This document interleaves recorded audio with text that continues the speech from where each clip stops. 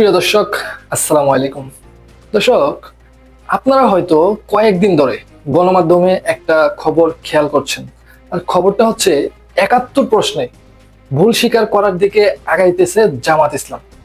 দৈনিক প্রথম আলোয় প্রকাশিত একটি প্রতিবেদনকে ঘিরে এই ধরনের প্রচারণা, আলাপ আলোচনা, মত বিরোধ চলছে, যেখানে তারা বলছে ডাকসু নির্বাচনে জয় পাওয়া ইসলামী ছাত্র শিবিরের নেতারা গত বৃহস্পতিবার সকালে রায়ের বাজার বধ্যভূমিতে যে দোয়া এবং মোনাজাত করেছে সেটা নাকি জামাত ইসলামের দলীয় সিদ্ধান্তে। কারণ ১৯৭১ সালের মহান মুক্তিযুদ্ধের পর এই প্রথম জামাত ইসলামের সমর্থিত কোনো সংগঠন শীত বধ্যভূমি স্মৃতিসৌধে গিয়েছে।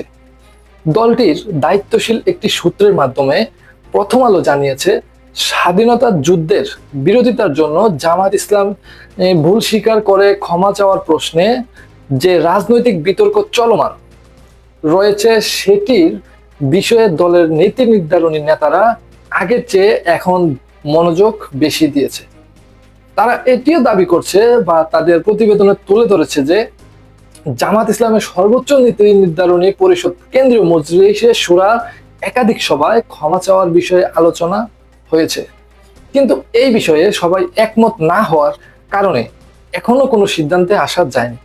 তার মানে দর্শক, একটা জিনিস খেয়াল করুন, এখানে মূলত ৭১-এর বিষয়টি নিয়ে জামাত ইসলামকে খুঁচা মারার জন্য এই নিউজটি তারা করেছে বা করার চেষ্টা করেছে। এখানে বোঝা যাচ্ছে জামাত ইসলামের কোনো সিদ্ধান্ত কিন্তু একদমই নাই। আপনি ঠান্ডা মাথায় একটা জিনিস চিন্তা করুন, প্রথম আলো এই বিষয়টি বা আলোচনাটি এমন সময় সবার সামনে আনলো যখন আসলে জামাত ইসলাম বা জামাত শিবির তাদের বাংলাদেশের রাজনৈতিক ইতিহাসের সর্বোচ্চ ভালো অবস্থানে রয়েছে। সেটা আমরা দেখছি মাঠ পর্যায়ে বাংলাদেশের অন্য সকল দলগুলোর তুলনায় এখন জামাত শিবির জনপ্রিয়তার তুঙ্গে। ডাকসু আর জাকসু নির্বাচনে শিবিরের ভালো পারফর্ম করার পরে ফুরফুরে মেজাজে আছে যে জামাত ইসলামের রাজনীতি। এক কথায় বলতে গেলে পালে বাতাস বইছে দাঁড়িপাল্লার। ঠিক সেই সময় এমন একটি প্রতিবেদন তৈরি করলো প্রথম আলো।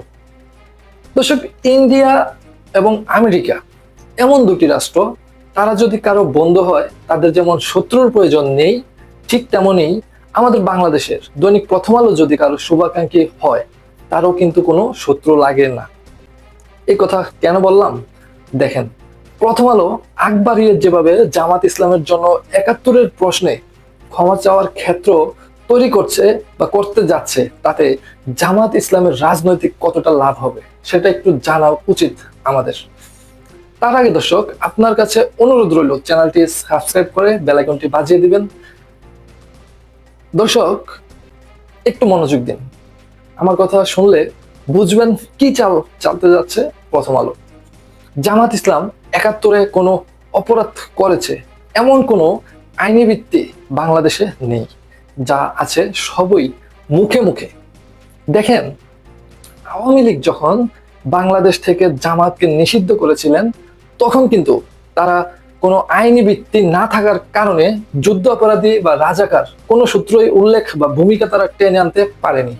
তারা নিষিদ্ধ করার কারণ হিসেবে দেখিয়েছিল জামাত ইসলাম একটি সন্ত্রাসী সংগঠন, জঙ্গি, এসব বক্কর চক্কর। মূল কথা হচ্ছে এই আইনি ভিত্তি না থাকার কারণে জামাত ইসলাম বলেন বা রাজনৈতিক দলের নেতারাই বলেন, এত এত অত্যাচার নিপীড়নের পরেও এই দেশে এখনো রাজনীতি করতে পারছে, কারণ আইনি ভিত্তি নাই। কিন্তু জামাত ইসলাম যেই দিন এই ধরনের ভুল স্বীকার করে ক্ষমা চাইবে, সেই দিন থেকেই স্বীকার করা অপরাধী হিসেবে রাষ্ট্র যে কোনো সিদ্ধান্ত তাদের উপর চাপিয়ে দিতে পারবে। তখন বিএনপি বলেন, আওয়ামী লীগ বলেন, অথবা যেই কোনো দল ক্ষমতা পেলেই জামাতকে নিষিদ্ধ করে দিবে যুদ্ধ অপরাধীর দল হিসেবে বা রাষ্ট্রবিরোধী দল হিসেবে। দর্শক, আপনাকে বিষয়টা আরো ক্লিয়ার করে দেওয়ার জন্য ছোট্ট একটি উদাহরণ দিচ্ছি, আপনি একটু খেয়াল করুন।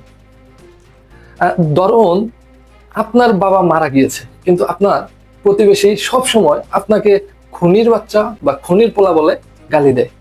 তো আপনিও এই গালি শুনতে শুনতে অতিষ্ঠ হয়ে আপনি চিন্তা করলেন আপনার বাবা যদি কখনো খুন করেও থাকে, বাট আপনি জানেন না, ওই ব্যক্তি হয়তো ব্যাপারটা জানে যে আপনার বাবা একটা খুন করেছে।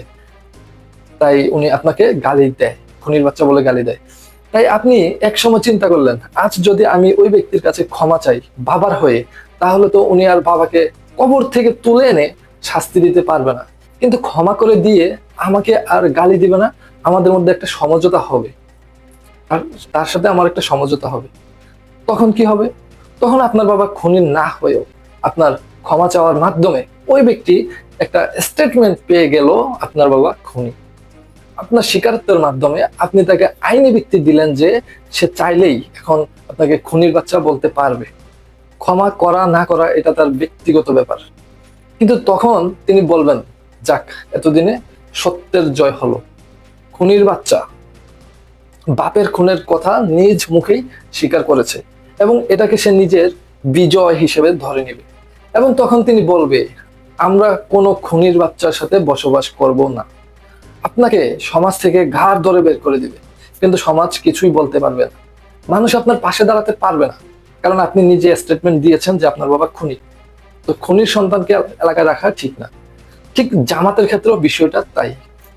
বাম বলেন, আওয়ামী লীগ বলেন, প্রথম আলো এবং শাহবাগীরা গত 53 বছর ধরে চেষ্টা করেই যাচ্ছে জামাত ইসলাম যে রাজাকার আলবদর, সেটা তারা জামাত ইসলামের নিজের মুখে একবার স্বীকার করুক।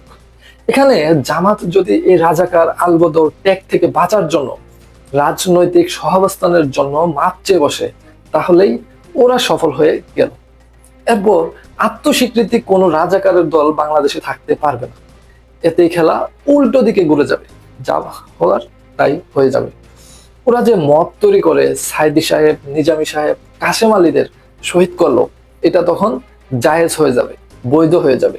এদিকে শাহবাগটাও বৈধ হয়ে যাবে। শাহবাগকে কেউ আর কাঠগড়ায় দাঁড় করাতে পারবে না। অথচ দেখুন, এই শাহবাগীরাই, এই বামরাই সব থেকে বড় রাজাকার এই দেশের জন্য। আমরা দেখেছি 24 আন্দোলনেও তারা রাজাকারি করেছে। 24 আন্দোলনের সময় এরা আওয়ামী লীগের পক্ষে দাঁড়িয়েছে। যখন শেখ হাসিনা তার বাহিনী দিয়ে পাখির মতো গুলি করে ছাত্র জনতাকে শহীদ করেছে, তখন এই শাহবাগীরাই ভারতের স্বার্থের জন্য হাসিনার পক্ষে কথা বলেছে। স্বৈরাচার থেকে দেশটা স্বাধীন হোক, এটা তারা চায় নাই।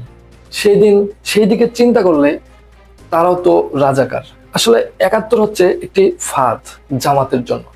দেখুন, আমরা যদি আওয়ামী লীগের করা একটি রাজাকারের জরিপ দেখি, যেটা আওয়ামী লীগ করে গেছে গত 16 বছরের সময়, তাহলে সেখানে দেখব একটি দলের মধ্যে রাজাকার আছে 8000 এবং আরেকটি দলে 1000। যেই দলগুলো বাংলাদেশের সব থেকে বড় দল, জনপ্রিয় দল হিসেবে আমরা চিনি। আর জামাতে আছে 50 জনেরও কম, প্রায় 38 বা 40 এরকম হবে। কিন্তু গত 53 বছরে তৈরি করা ফাঁদে পা দিয়ে জামাত ইসলাম যখন ক্ষমা চাইবে, তখন আর জামাতের এই দেশে রাজনীতি করার অধিকার থাকবে না। আমি মনে করি সকাল বিকাল বামরা এইসব গালির মাধ্যমে উস্কানি দেয় এই কারণে। আমি মনে করি জামাত কখনোই এই ফাঁদে পা দিবে না। যদি পা দেয়, তাহলে সাগরের তলদেশে হারিয়ে যেতে সময় লাগবে না জামাত ইসলামের।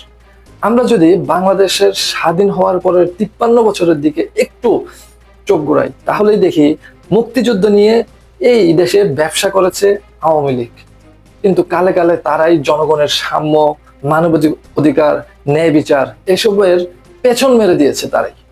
আর জামাত ইসলাম এইসব অধিকার ফিরিয়ে আনতে সবসময় কাজ করে গেছে। তারা শহীদ হয়েছে জনগণের জন্য। এক কথায়, যদি বাংলাদেশের মাটিতে সুস্থ রাজনৈতিক চর্চা হয়, তাহলে রাজনীতির মাঠে জামাতের সাথে বাংলাদেশের কোন রাজনৈতিক দল টিকে থাকতে পারবে না।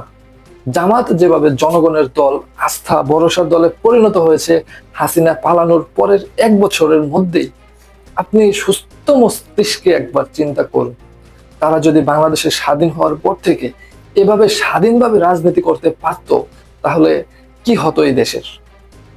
এখন কথা হচ্ছে, জামাত ইসলাম দলের মধ্যে মানুষ দলে দলে যোগ দিচ্ছে, জামাতের মধ্যে এখন জোয়ার বইতেছে। জামাত কি এই ক্ষমা চাওয়ার মাধ্যমে জোয়ারকে বাটায় পরিণত করতে পারে? আমি মনে করি 71 এই চেতনা একটি মৃত লাশ, আর এই মৃত লাশের মধ্যে জীবন দেওয়া জামাতের উচিত নয়। এই মুহূর্তে, এই 2025-এ দাঁড়িয়ে দিলেই তারা কট খেয়ে যাবে। যেটা আমরা চাইতেছিল, স্বীকার করো, তোমরা স্বীকার করো। একবার যদি স্বীকার করতে পারে তাহলেই শেষ। আত্মস্বীকৃতি এবং নিজের মাথায় নিজেই বাড়ি দিল জামাত ইসলাম এই স্বীকারের মাধ্যমে। দর্শক, আপনি কি মনে করেন জানাবেন কমেন্ট বক্সে, এবং পরবর্তী আপডেট পেতে চ্যানেলটি সাবস্ক্রাইব করে পাশে থাকবেন। ধন্যবাদ। আসসালামু আলাইকুম।